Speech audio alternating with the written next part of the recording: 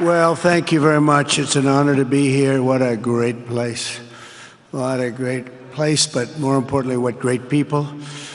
I want to thank His Royal Highness, the Crown Prince, for that incredible introduction. He's an incredible man. Known him a long time now. There's nobody like him. Thank you very much. Appreciate it very much, my friend.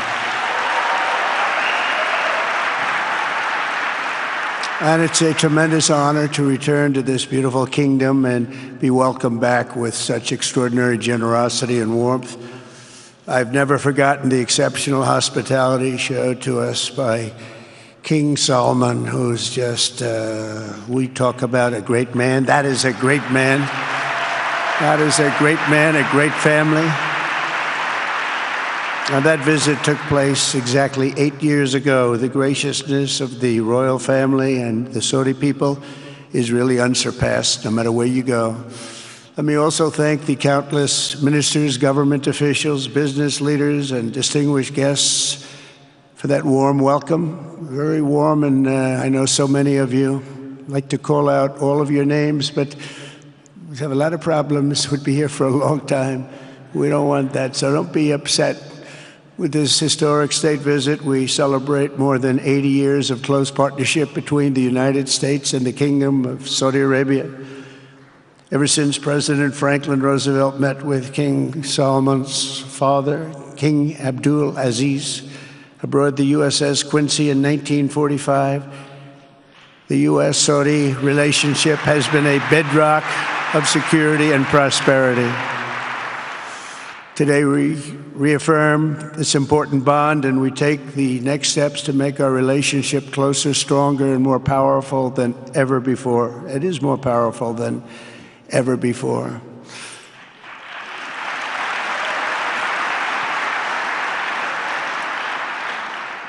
And by the way, it will remain that way. We don't go in and out like other people. It will remain that way.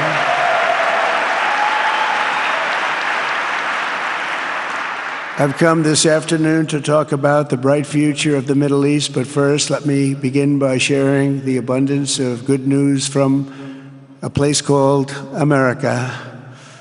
In less than 4 months, our new administration has achieved more than most other administrations accomplish in 4 years or even 8 years. We've actually done, for the most part, more.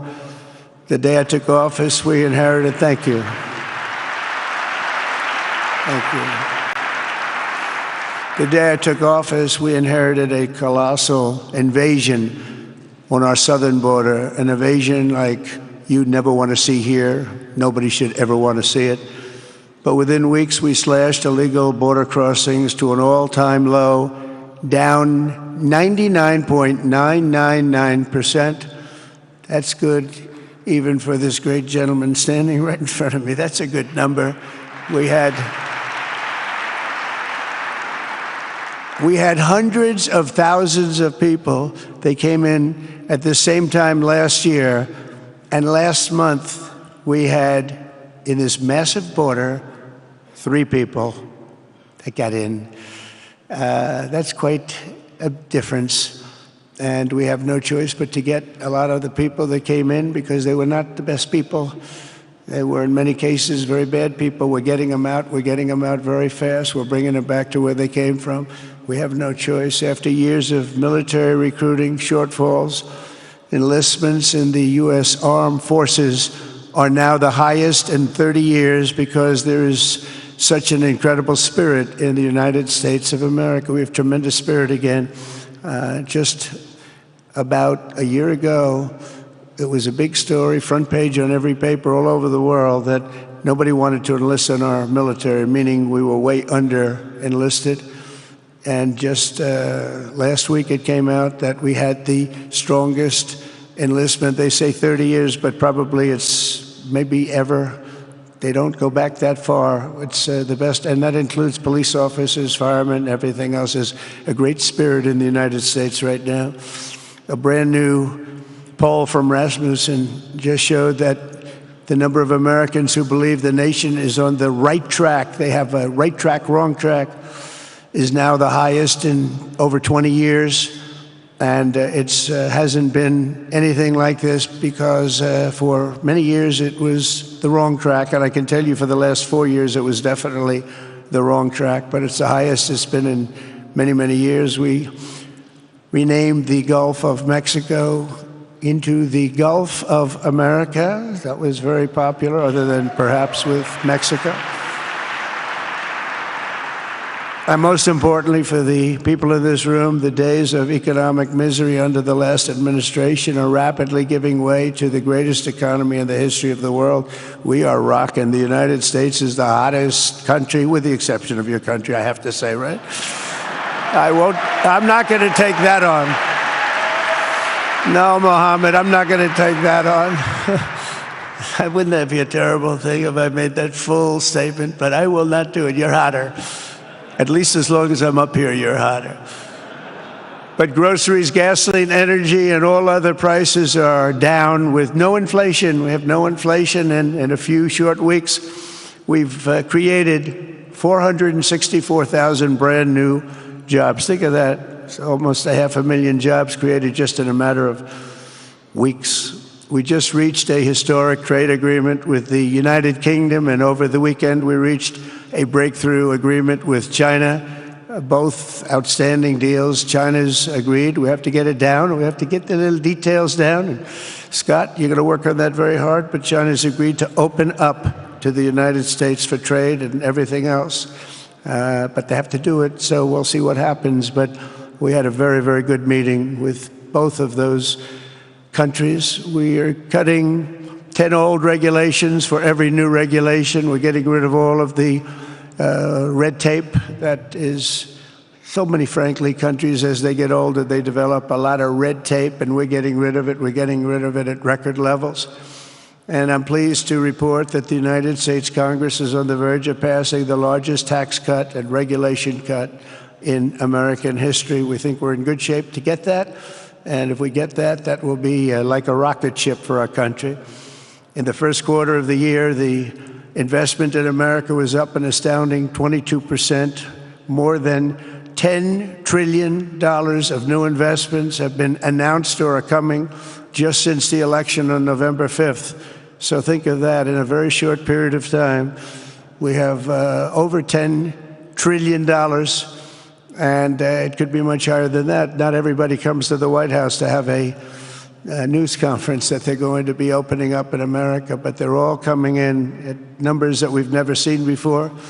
If you take a look at other presidencies, they wouldn't do $1 trillion sometime in years. We did this in essentially 2 months because you have to say we got into office and they gave me about a month to clean up and fix up the Oval Office, and after that we started working. And the money is pouring in, the jobs are pouring in, the companies are pouring into our country like we've never seen before. There's never been anything like it. And we let other people tariff us into losing a lot of money and a lot of jobs, and now we're tariffing them. And it's at a level that nobody's seen. It's a level that is making us a very much different country and a very different Republican Party. We won a tremendous victory in November. We won all 7 swing states, the popular vote by millions and millions of votes. The Electoral College, we won by 312 to 226. Remember, they said, well, we could get to 270. No, we got to 312. That's a big difference. And very importantly, we won counties throughout the United States, 2,660 to 451. That's why when you look at a map, they're all red. The whole country is red. Red stands for Republican. From the moment on and from the moment we started, we've seen wealth that just poured and is pouring back into America. Apple is investing $500 billion. NVIDIA is investing, and I see my friend is here, Jensen. That's very good, wherever you may be. I thank you very much, because he's putting in $500 billion. TSMC is investing. Where is Jensen, by the way? Where is he? He's standing here. Where is he? I just saw Beth. Thank you very much, Jensen. I mean, Tim Cook isn't here, but you are. What a job you've done. He said he's got 99% of the chip market. I don't know. That's not easy to beat, but what a job you've done. Thank you. We are proud to have you in our country. You know that. Thank you for the investment. TSMC is investing $200 billion, and with this trip, we're adding over $1 trillion more in terms of investment into our country and buying our products. And, you know, nobody makes military equipment like us. We have the best military equipment, the best missiles, the best rockets, the best everything. Best submarines, by the way. Most lethal weapon in the world. In addition to purchases of $142 billion of American-made military equipment by our great Saudi partners, the largest ever. This week there are multi-billion-dollar commercial deals with Amazon, Oracle, AMD, they're all here, Uber, Qualcomm, Johnson & Johnson, and many, many more. So I want to congratulate everybody, so many great business executives, many of you, most of you I know, and they're coming in, you know, about a month ago. They weren't that happy when they saw me, and now they're saying, sir, you're doing a great job. Thank you very much. It's amazing what a rising market will do. Oh, it's going to get a lot higher. In fact, I told people 5 weeks ago, this is a great time to buy. I got criticized for that. Now they don't criticize me anymore. People should have listened. But it's going to go a lot higher. You see, we've never had anything like this happen. It's an explosion of investment and jobs, and great companies are coming in. Never seen anything like it. There's no better place to make a future or make a fortune, do anything, frankly, than what we have in the United States of America under a certain President, Donald J. Trump. I have the right attitude. I have the same attitude that the people in the front row, second row, third row have. As you get back, perhaps they start to wane a little bit in terms of their view. But they understand, and we're doing what a lot of smart people would do. And we're not necessarily being politically correct. You saw what we did yesterday with health care. We've cut our health care by 50 to 90%. You're going to see drugs and pharmaceuticals come down at numbers that nobody has ever seen. And drugs, pharmaceuticals, we think will be dropping. And it will be a redistribution of costs with other nations, which really took advantage of a very nice group of people that ran our country. But not only is this a time of incredible excitement in the United States, it's also an exhilarating period right here in the Arabian Peninsula. Beautiful place, by the way, beautiful place. Exactly. Thank you. Exactly 8 years ago this month, I stood in this very room and looked forward to a future in which the nations of this region would drive the forces of terrorism and extremism, drive them right out of existence, and take your place among the proudest, most prosperous, most successful nations anywhere in the world as leaders of a modern and rising Middle East. So exciting. So exciting. Mohammed, you sleep at night? How do you sleep? Huh? Just thinking.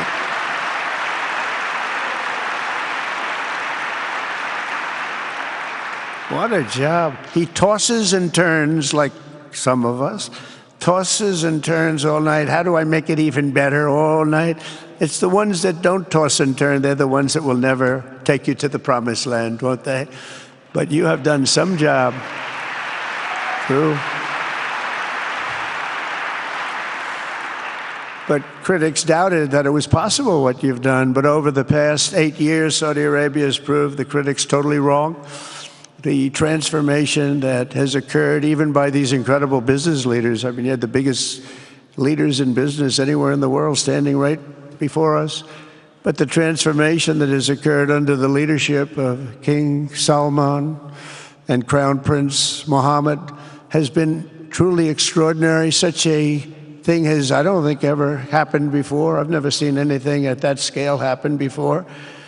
And I guess, you know, maybe you could say the United States is doing pretty well too, but I don't think too many people have seen that happen before. Majestic skyscrapers, the towers that I see, the difference between now and 8 years ago. And 8 years ago was very impressive, but the towers that I see rising, some of the exhibits that I was shown by Mohammed, what I've seen there is just an amazing, it's an amazing process, amazing genius of so many people, architecture, but I have a feeling I know where many of those ideas came from. Happens to be sitting right in this room right before me, but the towers and all of the different, I've seen a lot of different towers. I didn't think there's any version of a tower that I haven't seen in one form or another. Well, I just passed 4 exhibits. I have never seen anything like any of them. So it's going to be very exciting. And they sit among the ancient wonders of a growing and exciting city. It's really amazing. Riyadh is becoming not just a seat of government, but a major business, cultural, and high-tech capital of the entire world. The World Cup is here. Johnny, just stand up, John. Johnny, thank you, Johnny.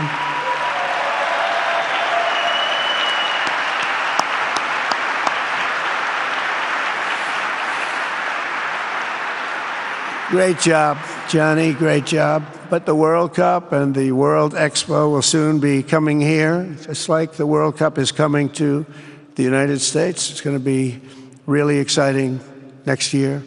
The engines of Formula One racing now roar through the streets of Jeddah in a historic milestone. Other industries recently surpassed oil. Think of it, all of your other industries now have surpassed oil. I don't know if a lot of people will understand what that means. It's so big to make up a majority of the Saudi economy for the very first time ever. So think of that. Other industries are now bigger even than oil, which is always going to be a big monster. It's a big one. But that's a great tribute to you and economic development properly used. In other cities throughout the peninsula, places like Dubai and Abu Dhabi, Doha, Muscat, the transformations have been unbelievably remarkable. Before our eyes, a new generation of leaders is transcending the ancient conflicts of tired divisions of the past and forging a future where the Middle East is defined by commerce, not chaos, where it exports technology, not terrorism, and where people of different nations, religions, and creeds are building cities together, not bombing each other out of existence. We don't want that.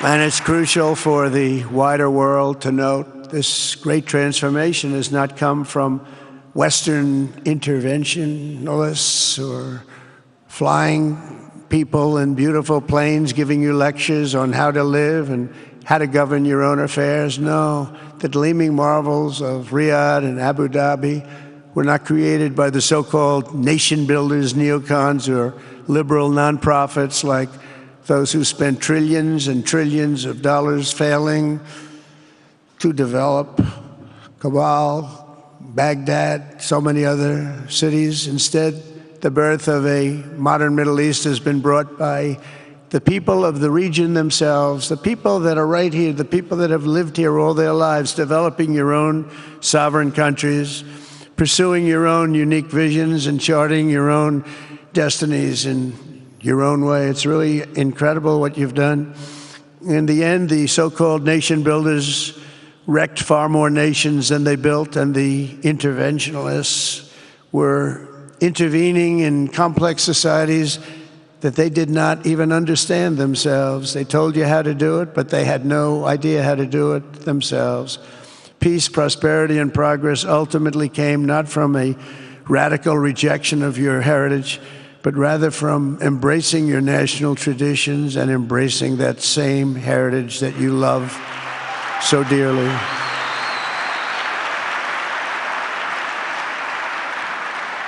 And it's something only you could do. You achieved a modern miracle, the Arabian way. That's a good way.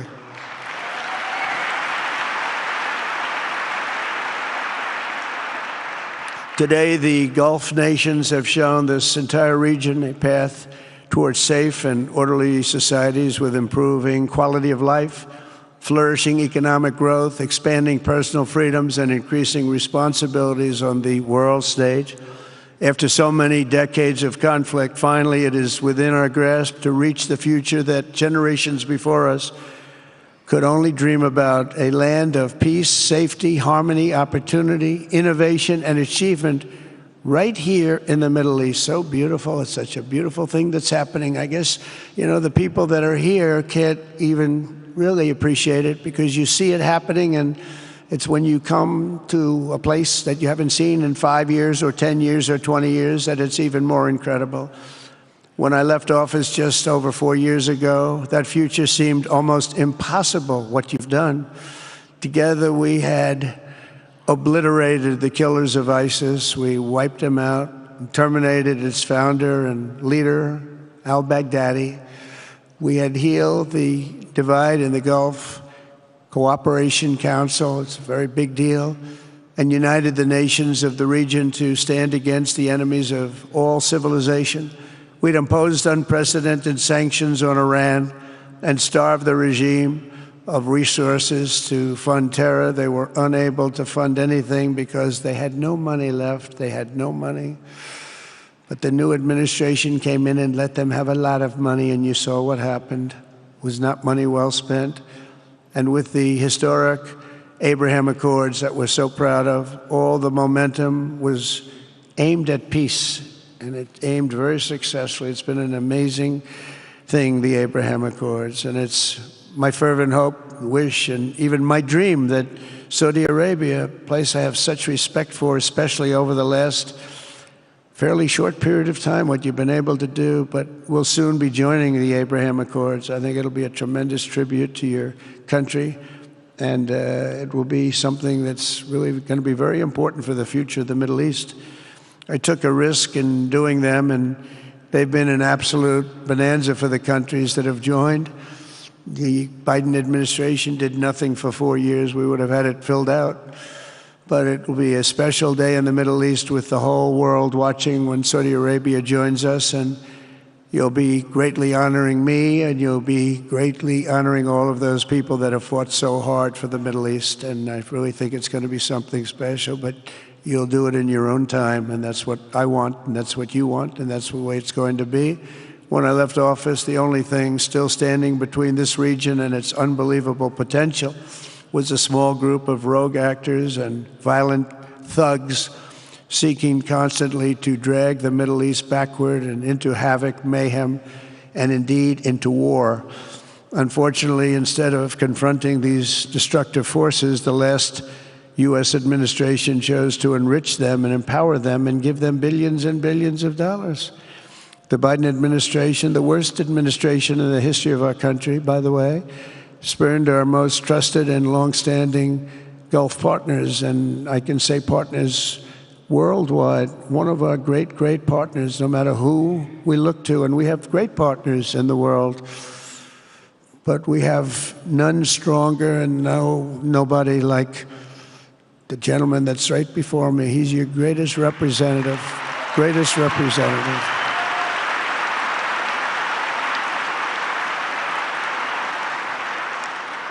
And if I didn't like him, I'd get out of here so fast. You know that, don't you? He knows me well. I do. I like him a lot. I like him too much. That's why we give so much, Too much. I like you too much. Great guy. They lifted sanctions on Iran in exchange for getting nothing, and sent the regime tens of billions of dollars to fund terror and death all over the world. And they laughed at him. They laughed at our leader. And they're still laughing at our leader. They thought him a fool. And they made nothing but trouble ever since, including the funding of October 7th, one of the worst days ever in the history of the Middle East. Horrible day. Biden removed the Houthis from the list of foreign terrorist organizations, even while missiles and drones were being launched right here at your beautiful city of Riyadh, and launched at ships if they happened to be sailing in the wrong location. The Biden administration's extreme weakness and gross incompetence derailed progress toward peace, destabilized the region, and put at risk everything we had worked so hard to build together. And when you think of the great achievements that you've made, to do it in light of a pretty hostile administration, an administration that was not a believer, it makes your achievements even greater. Makes them even greater, you know that. But in a few short months since taking office, we have achieved the swift return of American strength at home and abroad, now working with the vast majority of people in this region who seek stability and calm. Our task is to unify against the few agents of chaos and terror that are left and that are holding hostage the dreams of millions and millions of great people. The biggest and most destructive of these forces is the regime in Iran, which has caused unthinkable suffering in Syria, Lebanon, Gaza, Iraq, Yemen, and beyond. There could be no sharper contrast with the path you have pursued on the Arabian Peninsula than the disaster unfolding right across in the Gulf of Iran. Think of that. They wanted to name it that. I said, they're not going to let them do that. Do you mind if I stop that? I stopped it. We're not going to let that happen.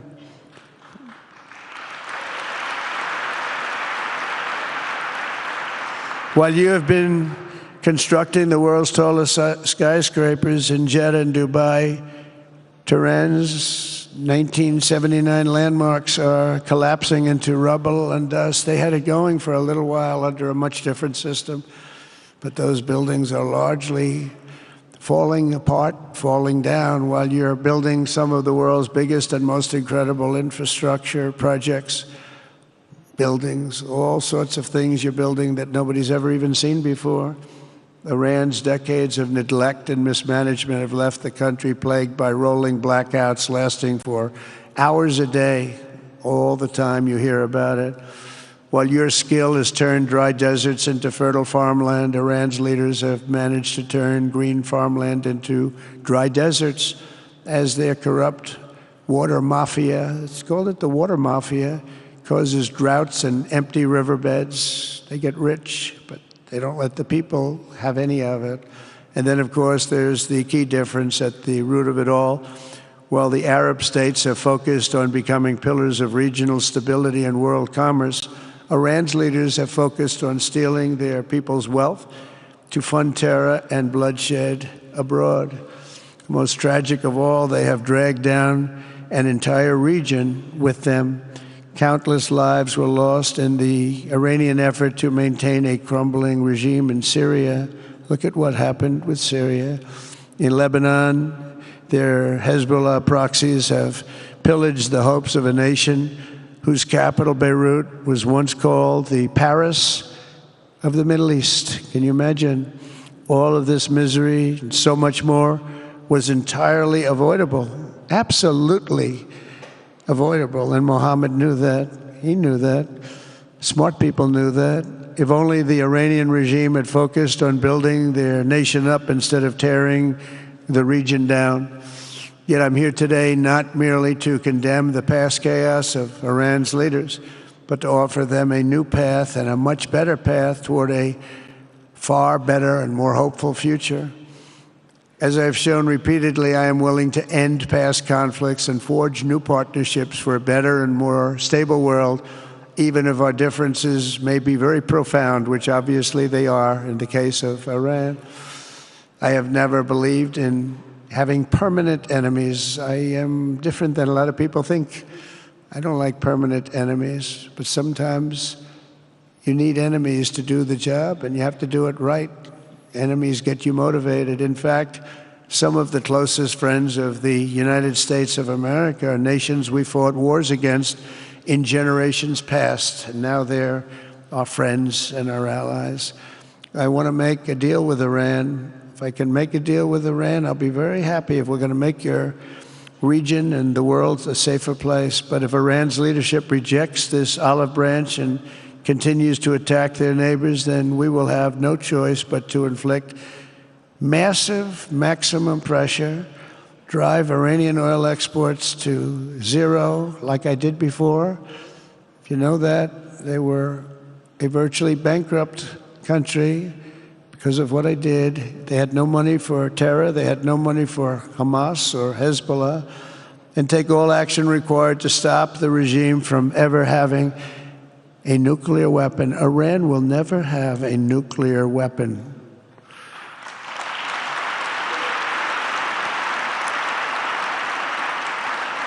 But with that said, Iran can have a much brighter future, but will never allow America and its allies to be threatened with terrorism or nuclear attack. The choice is theirs to make. We really want them to be a successful country. We want them to be a wonderful, safe, great country, but they cannot have a nuclear weapon. This is an offer that will not last forever. The time is right now for them to choose. Right now, we don't have a lot of time to wait. Things are happening at a very fast pace. They're happening right here. They're happening at a very fast pace. So they have to make their move right now, one way or the other. Make your move. As I said in my inaugural address, my greatest hope is to be a peacemaker and to be a unifier. I don't like war.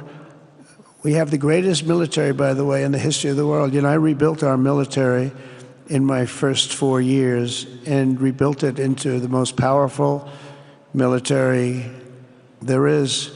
And you saw that when I knocked out ISIS in 3 weeks. People said it would take 4 years, 5 years. I did it. We did it in 3 weeks.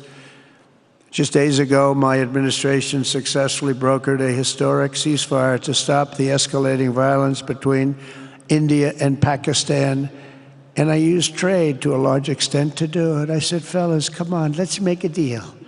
Let's do some trading. Let's not trade nuclear missiles. Let's trade the things that you make so beautifully. And they both have very powerful leaders, very strong leaders, good leaders, smart leaders. And it all stopped. Hopefully it'll remain that way, but it all stopped. I was very proud of Marco Rubio and all of the people that worked so hard. Marco, stand up. What a great job you did on that. Thank you, J.D. Vance, Marco. The whole group worked with you, but it was a great job. And I think they're actually getting along. Maybe we can even get them together a little bit, Marco, where they go out and have a nice dinner together. Wouldn't that be nice? But we've come a long way, and it could be, you know, millions of people could have died from that conflict that started off small and was getting bigger and bigger and bigger by the day. I've also been working relentlessly to end the terrible bloodshed between Russia and Ukraine, and very importantly, talks are being held in Turkey later this week, probably on Thursday, and they could produce some pretty good results. Our people are going to be going there. Marco's going to be going there. Others are going to be going, and we'll see if we can get it done. 5,000 people, young people for the most part, soldiers from Ukraine, soldiers from Russia. They're not from here and they're not from the United States, but they're souls. They're souls. I think usually, mostly, they're young, beautiful souls that left their parents waving goodbye, left their brothers and sisters. Goodbye, I'll see you soon. And they got blown to pieces. 5,000 on average a week are dying, and people are dying elsewhere in the region, but tremendous numbers like we haven't seen since World War II are dying, and I want to stop it. I want to stop it. It's a horrible war. Would have never happened if I were president. That's a war that would have never happened. October 7th would have never happened if I were president, because Iran had no money to pay Hamas or anybody else. They had no money. They were not looking to take care of them. They had to take care of themselves. They had no money. We stopped their oil effectively with the embargoes and sanctions. But let me take this opportunity to thank the Kingdom of Saudi Arabia for the constructive role that you've played in facilitating the Ukraine talks. And it really is, you've been amazing. You've made everything available to us. Thank you very much. Thank you. And if we get that settled, we'll pay a special tribute to what you've done. You really did lay a great groundwork. Thank you very much. Appreciate it. The West should not be dragging itself backward into another endless war in Europe, yet another endless war. We should stop the killing and work together to address the biggest long-term threats as one unbeatable team. Think of us as an unbeatable team. I mean, when you look at what you've done here, that's much more difficult than stopping stupidity. Think of it. It's stupidity. What you've done is much more difficult, and you did it better than anybody else has ever done it. As President of the United States, my preference will always be for peace and partnership whenever those outcomes can be achieved. Always. It's always going to be that way. Only a fool would think otherwise. In recent years, far too many American presidents have been afflicted with the notion that it's our job to look into the souls of foreign leaders and use U.S. policy to dispense justice for their sins. They loved using our very powerful military, and now it's really the most powerful it's ever been. We just are getting a budget approved, $1 trillion, highest budget we've ever had in history for military, $1 trillion. And we're getting the greatest missiles, the greatest weapons. And, you know, I hate to do it, but you have to do it because we believe in peace through strength. You have to have the strength, otherwise bad things could happen. But hopefully we'll never have to use any of those weapons. Seems to be an awfully big waste of money if you're never going to use them, but hopefully we'll never have to use them because the destructive power of some of those weapons are like nobody's seen before. I believe it is God's job to sit in judgment, my job to defend America, and to promote the fundamental interest of stability, prosperity, and peace. That's what I really want to do. I will never hesitate to wield American power if it's necessary to defend the United States or to help defend our allies.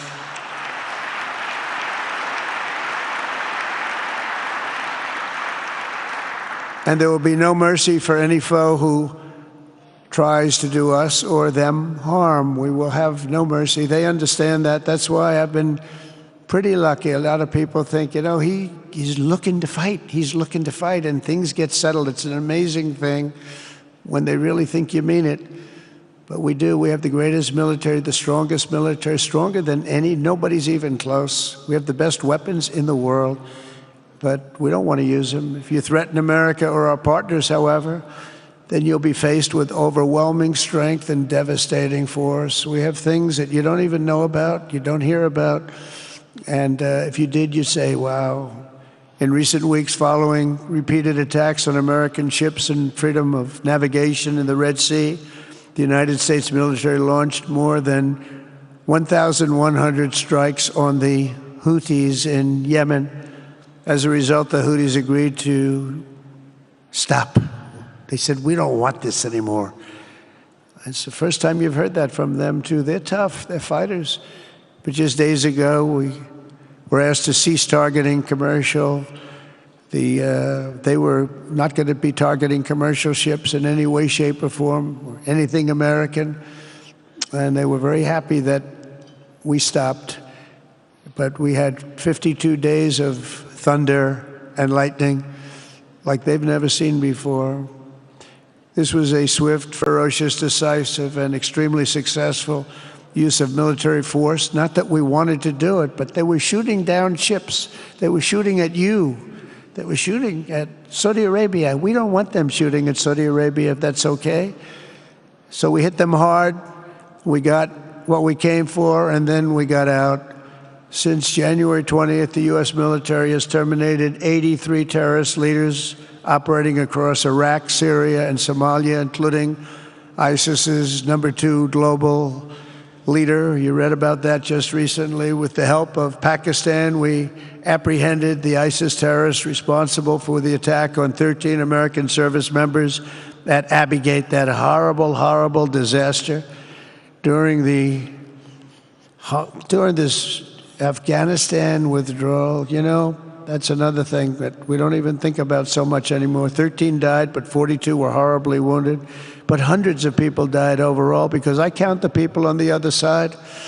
Hundreds of people just grossly incompetent.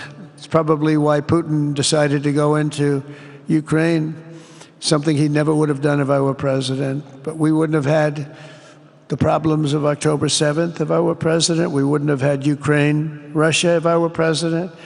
We wouldn't have had Abbey-gate because there wouldn't have been any reason we were getting out, but we were getting out with dignity and with strength and power. But the way they got out was not good. I think it was the most embarrassing moment in the history of our country. And we've been working tirelessly to bring back all hostages held by Hamas. We brought back a lot already, but we're bringing back more. This weekend, we successfully negotiated the release of the last American hostage, Edan Alexander. Just came out a few hours ago, and we continue to work to get that war ended as quickly as possible. It's a horrible thing that's taking place. All civilized people must condemn the October 7th atrocities against Israel, which would never have happened again if you had probably a different president, but definitely if you had me as president. The people of Gaza deserve a much better future, but that will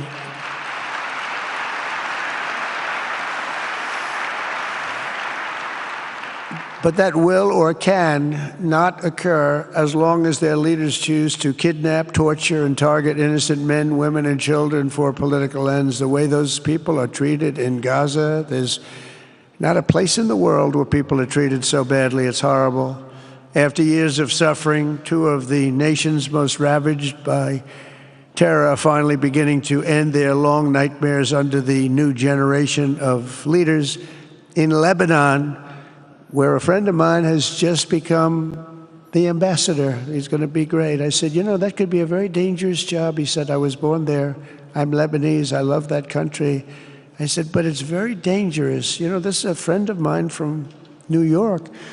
I said, but it's very dangerous. Are you sure you want to do it? I never thought of him as being a warrior, but he is a warrior. He loves his country. He said, if I'm injured or die, I'm dying for a country that I love. He grew up there. It's horrible what's happened in Lebanon, but you have a great ambassador, I can tell you that. In Lebanon, which has been endlessly victimized by Hezbollah and their sponsor, Iran, a new president and prime minister brought the first real chance in decades for a more productive partnership with the United States, and we're going to work with their new ambassador and everybody else, Marco, and we're going to see if we can really help them out and let them get over that very high grid that they're going to have to get over. My administration stands ready to help Lebanon create a future of economic development and peace with its neighbors. They have tremendous people in Lebanon, doctors, lawyers, great professional people. I hear it so many times.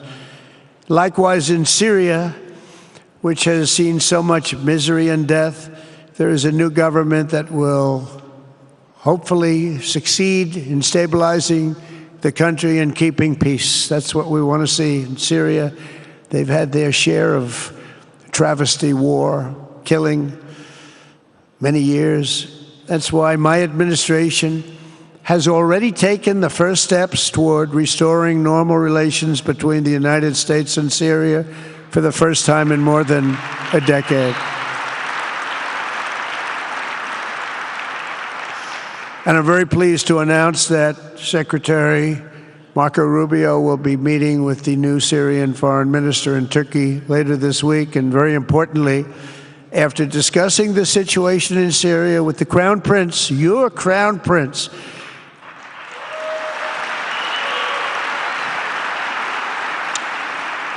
and also with President Erdogan of Turkey, who called me the other day and asked for a very similar thing, among others, and friends of mine, people that I have a lot of respect for in the Middle East. I will be ordering the cessation of sanctions against Syria in order to give them a chance at greatness.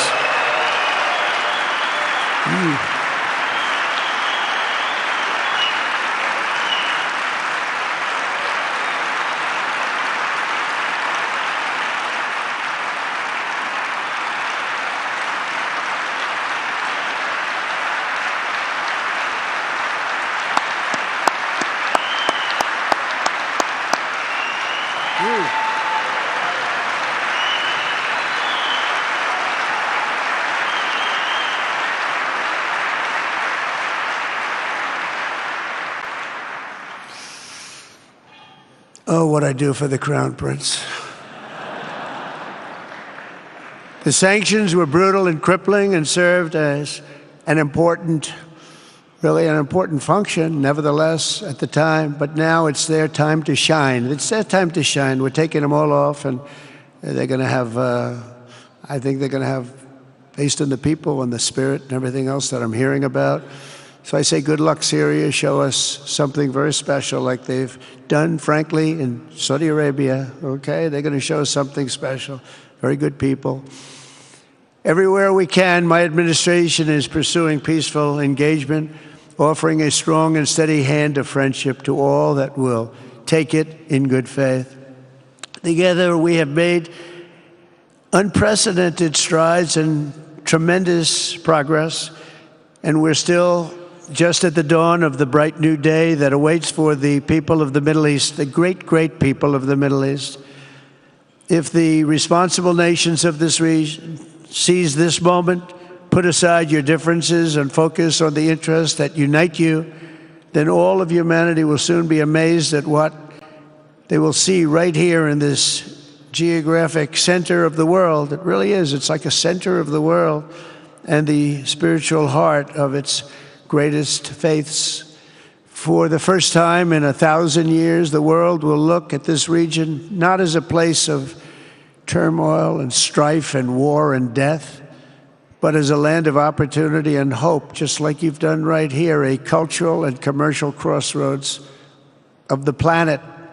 Security and stability will lift millions into lives of safety and success, and the nations of this region will be free to realize your highest destinies, honor your proud histories, harness amazing new opportunities, and bring incredible glory to Almighty God. People will come from all over the globe to be inspired by the cities you build, the businesses you create, the technologies you invent, and the beauty, talent, and potential you unleash right in the hearts of your citizens. Each of you will be able to take tremendous pride in the legacy you will leave to your children, because you will have given them the ultimate blessings of prosperity and peace. So important. In the United States, we've launched the golden age of America. It's the golden age. We see it. We see it with all that money, trillions and trillions of dollars pouring in, hundreds of thousands of jobs coming in with it. And with the help of the people of the Middle East, the people in this room, partners throughout the region, the golden age of the Middle East can proceed right alongside of us. We will work together. We will be together. We will succeed together. We will win together. And we will always be friends.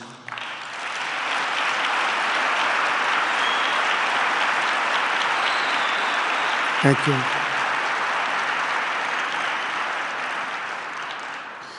So, Mohammed, I want to thank you again very much for having me. And as a representative of what I think is the greatest nation in the world, we are with you all the way, and you have a tremendous future. Thank you very much. And please pay my respects to your father. Thank you very much. Thank you.